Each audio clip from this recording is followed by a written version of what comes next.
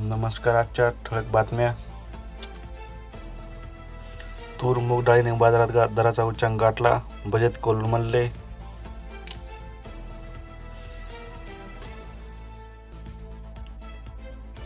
नाल्यांची जोडणी नसल्याने अवकाळीतच कामांची पोलखोल, सार्वजनिक बांधकाम विभागाचा हलगर्जीपणा, मनपा लक्ष देणार काय?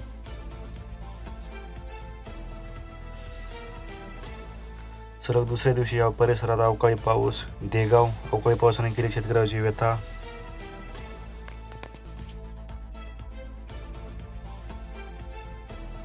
वळवाचा पाऊसचा फटका, लसूण 200 पार. जिल्ह्यातील पालेभाजीची आवक घटल्याने इतर भाज्यांचे भाव वाढले. धाराशिव जिल्हा. सोयाबीन क्षेत्रात यंदा 800 हेक्टरची वाढ, काटी मंडळात मशागतीची लगबग. तुळजापूर तालुक्यातील काटी महामंडळ.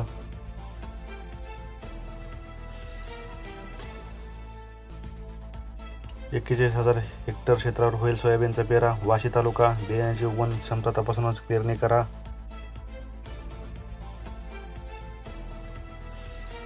शेतकऱ्यासोबत प्रशासनाकडून खरीप हंगामाची तयारी. परांडा तालुक्यातील गावागावात हंगामपूर्व बैठका सुरू. खरीप पेरणीच्या तोंडावर बळीराजाला दिलासा. 2 महसूल अतिवृष्टी. 15,000 शेतकऱ्यांना 6 कोटींचे वाटप.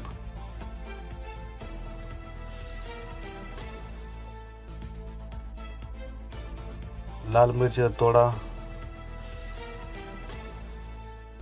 झाला सुरू.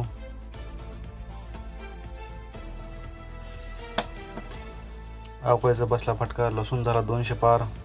अवकाळी पाऊस, वादळ वाऱ्याचा बसला फटका. भाजी विक्रेती म्हणतात अजून वाढणार भाव. मनरेगा अंतर्गत गुरडा येथे 270 मजुरांना मिळाले काम.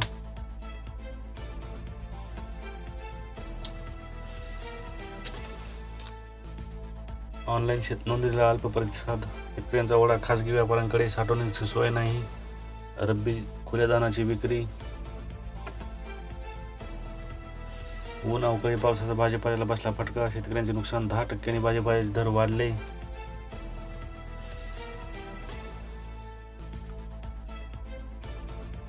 अवकाळी पाऊस, गारपिटीमुळे नागपूर जिल्ह्यात केवळ 80 हेक्टरमधील नुकसान. शासन प्रशासनाचा अहवाल सदोष. आर्थिक मदतीपासून वंचित ठेवण्याचा कट. शेतकऱ्यांचे पारंपरिक अंदाज आजही ठरतात आश्वासक. निसर्गाच्या आचरणातून बांधला जातो वार्षिक पावसाचा अंदाज. विज्ञान युगातही शेतकऱ्यांचा बसतो विश्वास. केळी बागांचे मोठे नुकसान. भरपाई देण्याची कंदरमधून मागणी. अवकाळी पावसामुळे झाले केळी बागांचे प्रचंड नुकसान.